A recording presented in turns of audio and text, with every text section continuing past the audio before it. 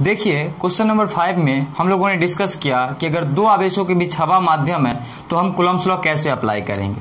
ये जो क्वेश्चन है ये बोर्ड के लिए इंपॉर्टेंट नहीं है, लेकिन कॉन्सेप्ट के लिए इंपॉर्टेंट है और कभी कभी ऑब्जेक्टिव में हो सकता है कि पूछ दे क्वेश्चन, तो उसको करना जरूरी हो जाता है।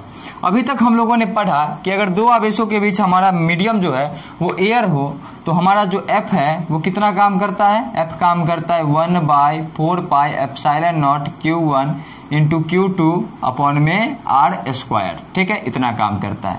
लेकिन अच्छा उससे पहले एक चीज ध्यान दो, अगर ये हवा माध्यम इतना काम करता है तो इसको हम FA बोल सकते हैं। कई जगह इसको F0 भी लिखा जाता है। लेकिन इसके बीच अगर कोई डाइइलेक्ट्रिक पदार्थ डाल दिया जाए या फिर इसके बीच कोई मीडियम आ गया, क्या आ गया, मीडियम आ गया, ठीक है, जिसका रिलेटिव परमिटिविटी जो है एप्सिलॉन R है, जिसका रिलेटिव परमिटिविटी क्या है, एप्सिलॉन R है, तो उसके लिए जो कूलम्ब्स लॉ डिफाइन होता है वो आप लोगों में से सबको पता होगा। वो किस तरीके से डिफाइन होता है, 1/4πε0 into epsilon R Q1 into Q2 upon में क्या, R स्क्वायर।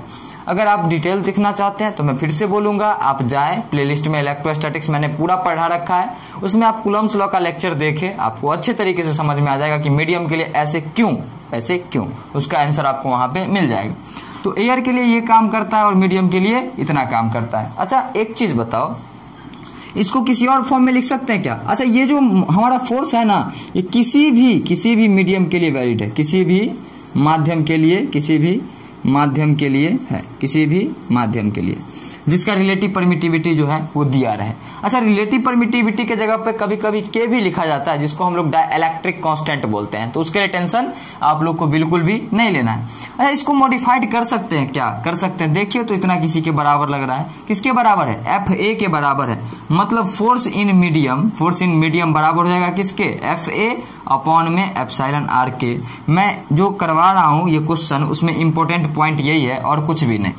अगर आपको बोल दिया कि दो आवेश हैं Q1 और यहाँ पे आवेश है Q2, दोनों के बीच R डिस्टेंस है, अगर इनके बीच एयर है तब जो फोर्स है वो 10 न्यूटन का काम कर रहा है। लेकिन वही आवेश है Q1 और यहाँ वही आवेश है Q2।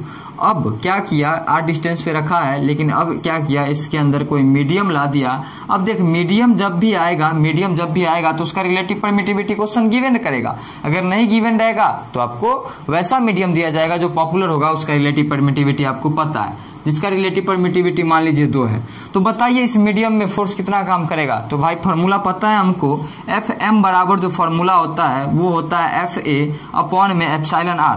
बता FA का मतलब क्या, फोर्स इन एयर कितना दिया, 10 न्यूटन दिया। ठीक है, अब बता एप्सिलॉन R दिया हुआ है क्या, रिलेटिव परमिटिविटी बिल्कुल दिया हुआ है, ये हमारा 5 न्यूटन काम करेगा।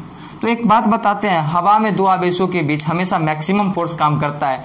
जब भी मीडियम आएगा तो फोर्स कम काम करेगा हवा की अपेक्षा। क्यों, क्योंकि रिलेटिव परमिटिविटी का जो वैल्यू है हमेशा 1 से बड़ा होता है और ये भाग में आ रहा है, और इसको हम भाग करेंगे जब फोर्स में 1 से बड़ा है तो कुछ ना कुछ आएगा, समथिंग कुछ भी आएगा। तो भाग जब देंगे हम एयर में जो फोर्स काम करेगा उसको अगर हम रिलेटिव परमिटिविटी से भाग दे रहे हैं और ये 1 से बड़ा है तो पक्के बात है कि मीडियम में फोर्स कम मिलने वाला। सो आज के लिए इतना ही, मिलते हैं नेक्स्ट लेक्चर में, जिसमें हम लोग डिस्कस करेंगे प्रिंसिपल ऑफ सुपरपोजिशन के बारे में, अध्यारोपण के सिद्धांत के बारे में। ये भी क्वेश्चन 2 नंबर में काफी ज्यादा इंपॉर्टेंट है, जो हम अगले लेक्चर में देखने वाले। ठीक है, नोट डाउन कर लीजिए, मैं वीडियो को समाप्त कर देता हूँ।